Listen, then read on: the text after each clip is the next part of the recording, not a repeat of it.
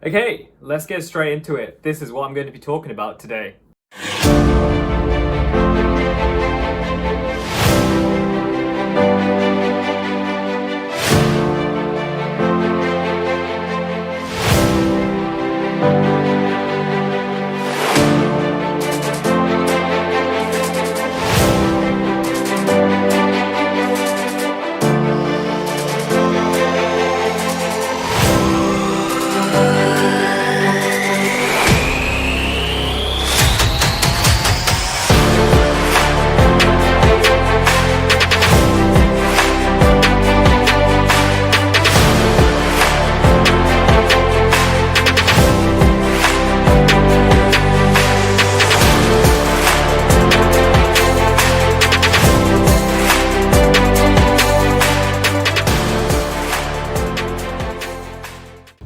Hello and welcome to my channel. My name's Saga and today I'm going to be talking about railguns. So right now I'm in my final year at university studying aerospace engineering and my master's project is all to do with railguns.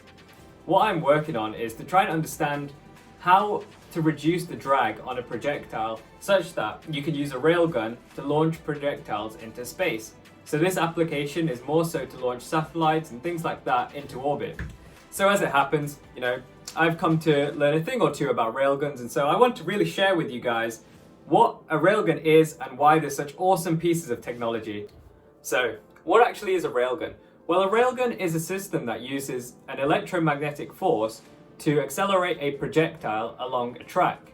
And this force is generated by passing an electric current through the projectile such that the current is passing perpendicularly through a magnetic field. And because the current flow is perpendicular to the magnetic field, a force is generating, causing the projectile to accelerate along the track. This acceleration can help a projectile reach speeds in excess of 3.5 kilometers per second, which is insanely quick for a projectile. And with this, there is a possibility that in the future, that railguns can launch projectiles into space. However, right now, the railgun speeds are, like I said, 3.5 kilometers per second, which is incredibly slow in comparison for what you need to launch projectiles into space. And from my own research, I found that to launch projectiles into space, you need a railgun to produce a velocity of around 9 kilometers per second. And I want to stress, I'm not saying kilometers per hour, I'm saying kilometers per second, which is incredibly fast speeds. Faster than pretty much any piece of technology out there right now that can launch projectiles or fly aircraft. So in terms of Mach number, which is the speed of sound, the railgun would have to launch projectiles in and around the Mach number of 20 to 30, which is 20 to 30 times the speed of sound, which is tremendously quick. So if you think about how the Concorde used to fly maybe around Mach number of 2, this is 10 times to even 15 times faster. However, even though current railgun technologies can't meet the speeds at which is required to launch projectiles into space, it's not to say that in the future that this technology won't advance such that it's able to. Okay, so here comes the really interesting part of the video. How do railguns that launch projectiles into space compare with the rockets that SpaceX are using?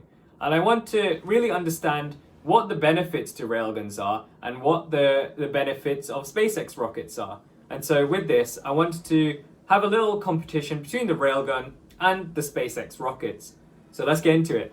Right, so the first category that we're comparing is the technology readiness level of both the space-bound railgun and rockets. So the technology readiness level is an indicator of what stage at which the technology is. So whether it is just a concept on a piece of paper or if it's been tested and is in commercial use. So for example, the technology readiness level of an aircraft such as the A380 is a technology readiness level of 9 because it's been proven and tested commercially. And we can say this is true for SpaceX's rockets given the fact that they have been operating commercially and they have been tremendously flight proven.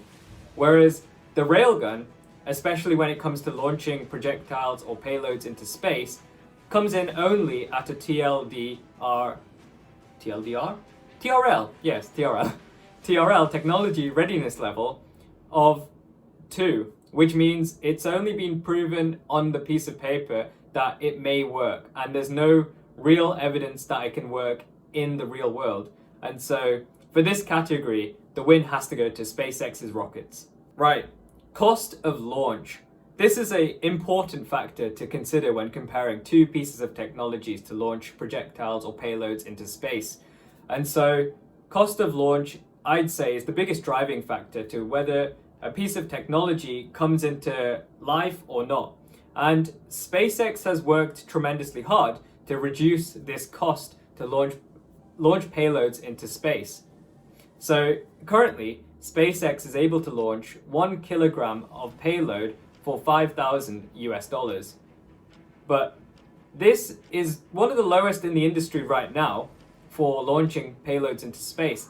However, calculations have been performed regarding railguns, and the theoretical launch cost of a railgun can be as low as $60 per kilogram. And that's insanely low compared to like now. And so railguns have the potential to drastically reduce launch costs, which can increase the use of space for many other technologies and allow people the lower boundary that is to access space as a platform at which they can optimize and use to help their businesses grow. And so this being said, because the railgun is theorized to be able to reduce launch costs to around $60 to $400, the competition for who can launch at the lowest cost has to go towards the railgun. Okay, now this is one of my favorite topics, manned launches. Human spaceflight is probably one of the most interesting aspects of space travel that I think is around, because imagine being able to get in a spacecraft and go into space. That's one of the coolest things I think is possible, and that's something I definitely want to do in my lifetime. And so let's discuss the capabilities of launching humans on a SpaceX rocket or a railgun. Well, if you've been keeping up with SpaceX, you may already know that SpaceX has in fact launched 2 humans already to the ISS. And so this means that SpaceX has proven that their rockets are capable of launching humans safely and well. So, can't say much more on that part for SpaceX. However, let's talk about railguns. So railguns require a tremendous amount of acceleration of the projectile when it's launched along its rails. And so this means that the shorter the railgun, the greater the G's a human must withstand. And based on some of the research that I've understood, railgun accelerations are incredibly high. They can range from a few hundreds of G's of acceleration to well over 1,000 G's of acceleration. And in both cases, they are unsurvivable amounts of G loading on a human. In fact, 100 G's is probably around the limit at which a human can survive as long as it is instantaneous. But this is not going to be the case for a railgun launch. A person would have to continuously withstand 100 G's for a good proportion of time, which means they're likely to not exist, should we say, after they've been launched from the railgun. And so it comes to this decision where railguns, they could potentially be able to launch humans. However, the track at which you have to accelerate your railgun projectile would have to be hundreds of kilometers long to do this at a reasonable G limit. And so for this category, the win has to go to SpaceX, because for a railgun to launch humans, it would have to be probably the width of the United States. And so it is very unfeasible to build a railgun at such scale. And so therefore, like I said, the win has to go for SpaceX. Right, so the next category is the feasibility of where these two technologies, railguns and rockets, can launch from.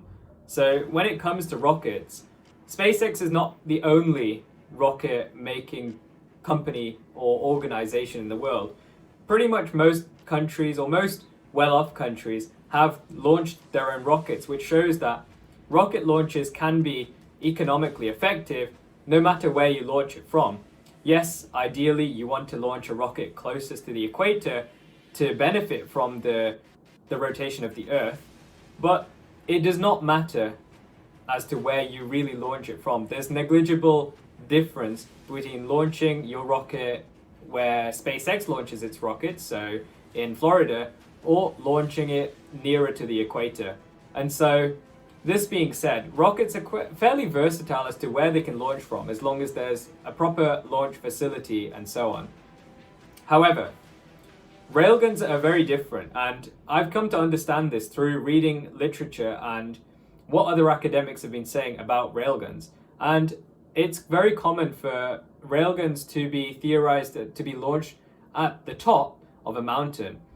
And this is because you don't want to lose the kinetic energy that you built up through firing your projectile. And if you're launching your railgun at the top of a mountain, the air density is going to be incredibly lower compared to sea level. And so there'll be less drag induced on your projectile, which then means your projectile is not slowed down as much as it would have if it was launched on the ground.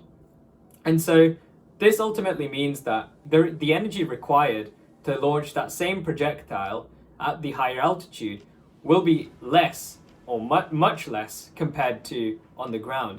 And so railguns in effect are very limited as to where they can be built, and therefore where projectiles can be launched from because of this factor.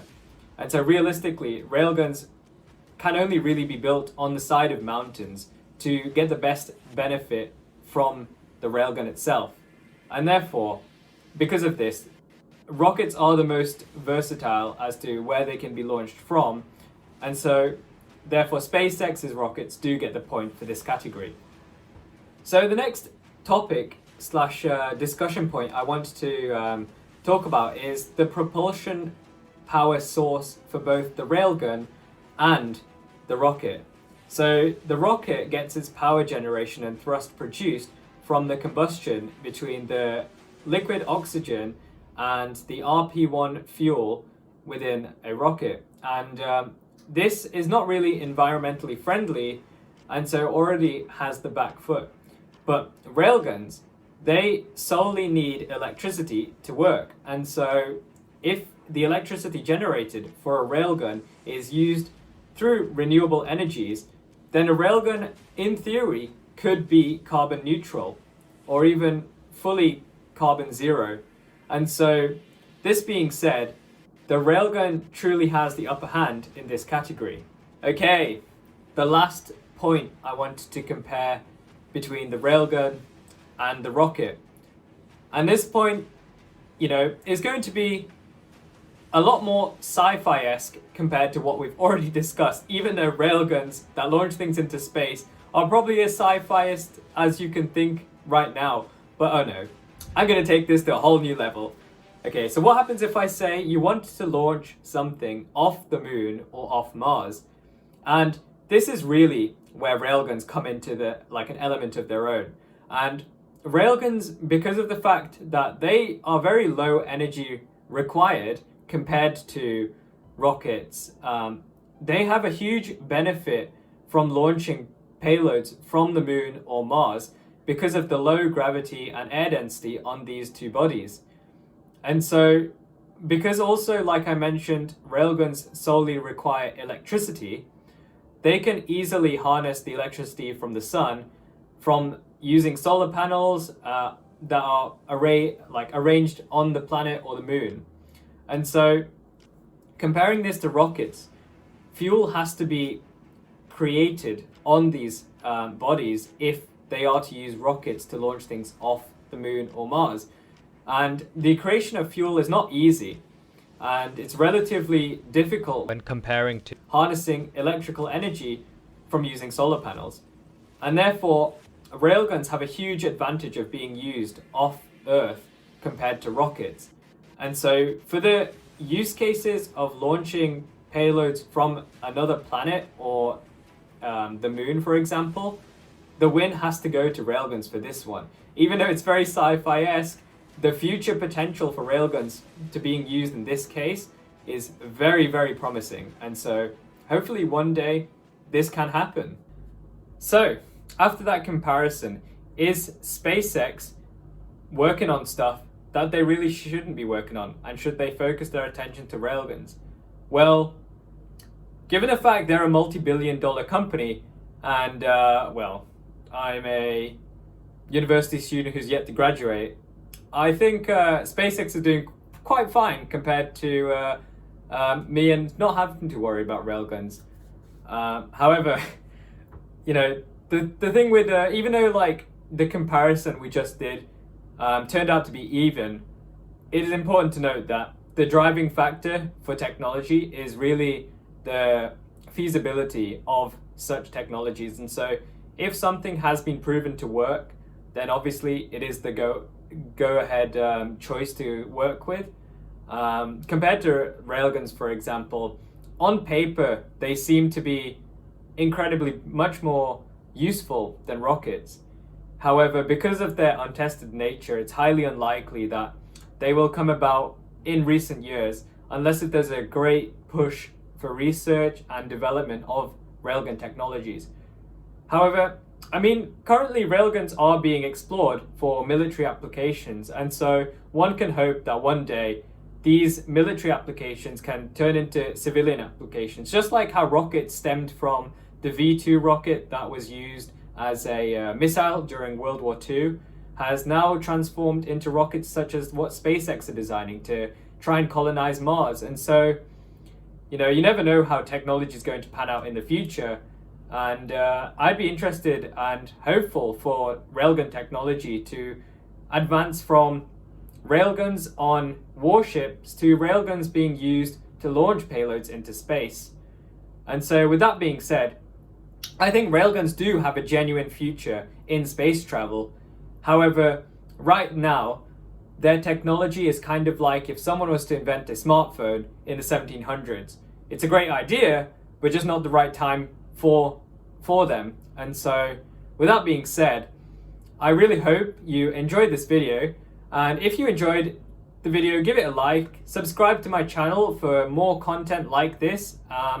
And yeah, share this with anyone you think is going to enjoy the video. And hope you have a great day, guys. See you around. Yeah, just a note to add before you guys all click off my video.